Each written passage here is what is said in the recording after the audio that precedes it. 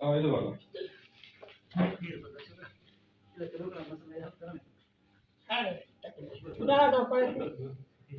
हाँ नहीं कुछ राज भैया कैसे बुला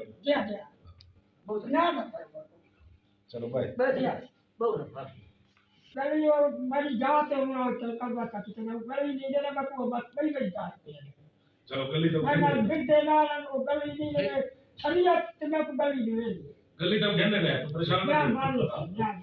ठीक है वो गली नहीं देना मैं को जान नहीं चला करना का मैं ना भिड़ा रहा चलो गली मेरे बाल नीचे नहीं फकीर है हाँ मैं को मारे नहीं मेरे बाल मारे गली कहने को जी मेरी वो घर करामत को अपना ऐसे साहब से नहीं बैठे चाची रही भाई दरखास्त के खिलाफ करामत के खिलाफ